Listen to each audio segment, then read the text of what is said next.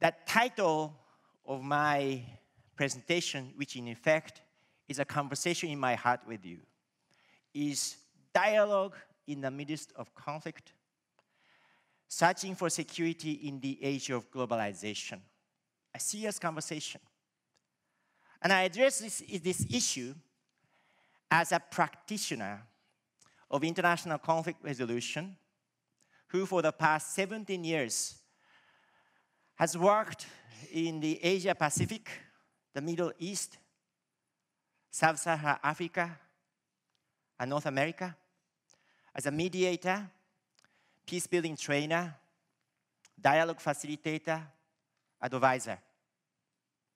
The basic message I want to share with you today is the imperative of deep, proactive, and skillful dialogue as a basis for national and international security, and indeed, our life in general. And I address this issue in 3 cumulative points. Number 1 is to share with you my emerging idea about what I mean by dialogue and its importance in today's globalized society. The second idea I want to address together with you is, in fact, my personal reflections on the past 17 years of my journey as a practitioner in various conflict-affected societies. And thirdly, I want to draw a few lessons we can learn for a larger idea of global security and also for how we conduct ourselves in contexts that are multicultural and diverse in many different respects. So first, I want to start by sharing my ideas about what I mean by dialogue.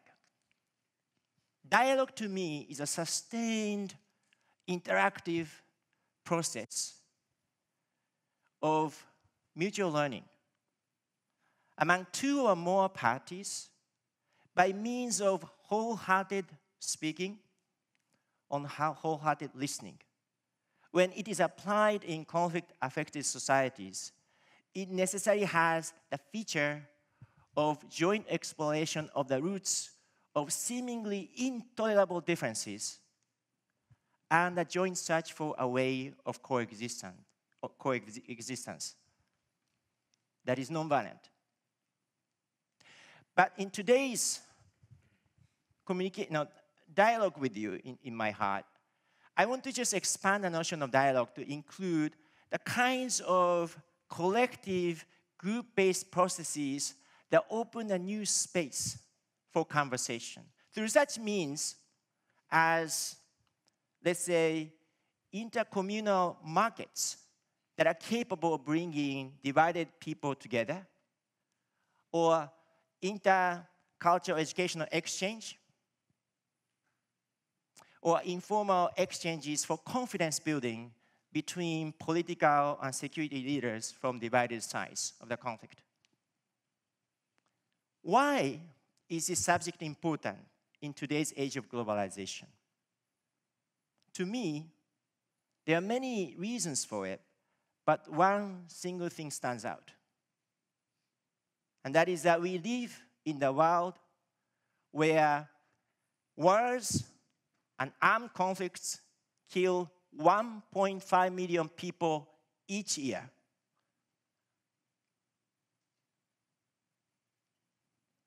Dislocate 42 million people from homes each year.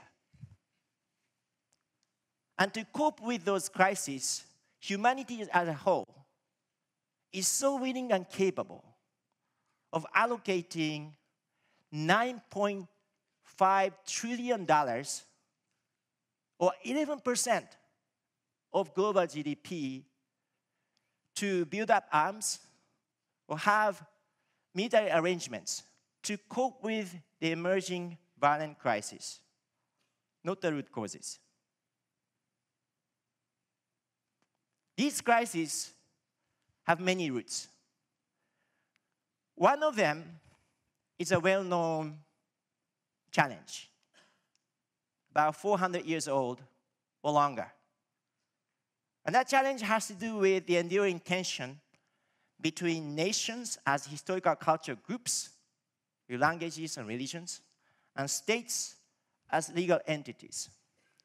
Let us say, just for mathematical experience, we have about 200 states in the world. And at least, let us say, 2,000 nations, culture groups in the world. So if you do the mathematics, on average, each state has to contain 10 nations. All or some of them speaking different languages, practicing different religions. Coexistence is a challenge. Now, this enduring challenge is exacerbated or compounded, at least, by some new phenomena or new manifestations of existing phenomena. One of them is globalization that is driven by the expansion of new technologies, transportation, that can spread good ideas like TEDTalks. But at the same time, those networks are also capable of spreading arms, networks of terror that you are aware of. Another phenomenon that really compounds this challenge of coexistence is global climate change.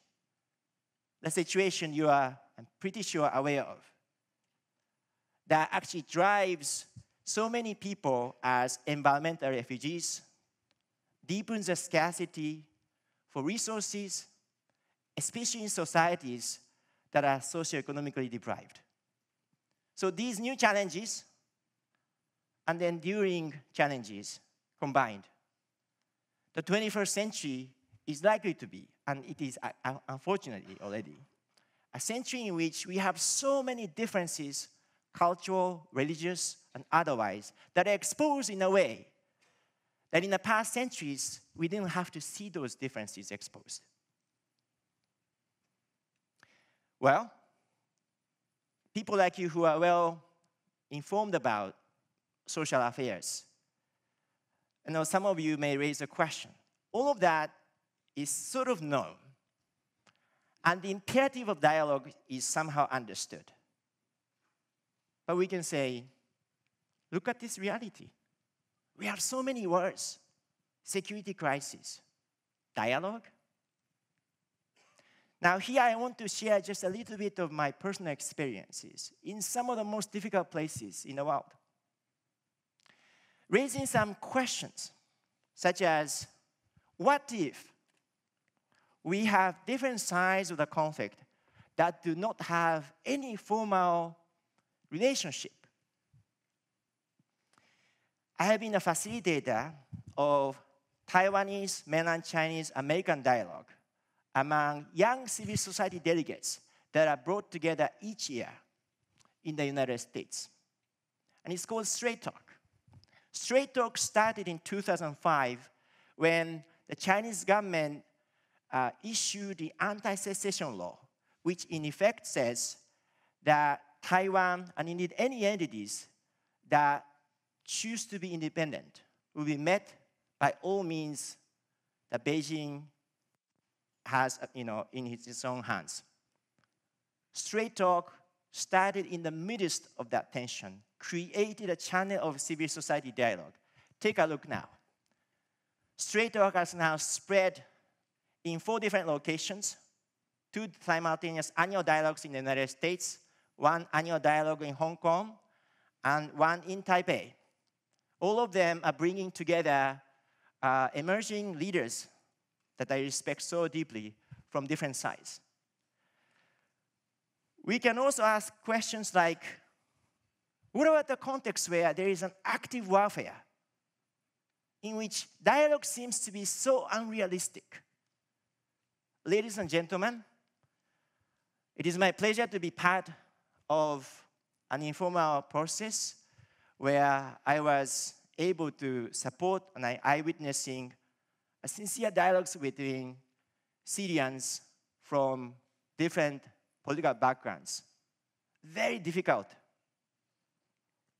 Tears shed, traumas expressed. But I, in my own eyes, witnessed that from different sides of the political spectrum, people are capable of listening stories, sharing stories, even shedding tears to the stories told by the other sides. given the right political environment, I am confident that the potential that exists in the diversity of Syrian society is capable of initiating conciliation and eventually much needed national reconciliation. Some of you may argue, well, but we have terrorism, extremism. I am happy to report to you that over the last years of my experience with Pakistani colleagues of different backgrounds, I was able to meet with the people who used to belong to the networks of armed resistance, who through dialogues emerged as peace builders.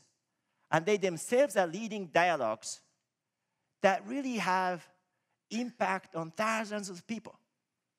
It's possible.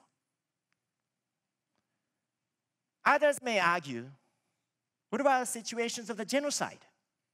Dialogue? Completely unrealistic. Tell that to the community members that I'm working with in Rwanda. After a decade of state-led court system called gacaca, civil society is now leading dialogues for reconciliation in communities such as this, whereby both victims and ex-prisoners from the same geographic location come together. Yeah. So deeply traumatized, but have the commitment to talk, to find a new future. Yet others may say, well, but there are so many societies, for example, through a political transition, so unfamiliar with this whole idea of experiential learning or conflict resolution dialogue. Well,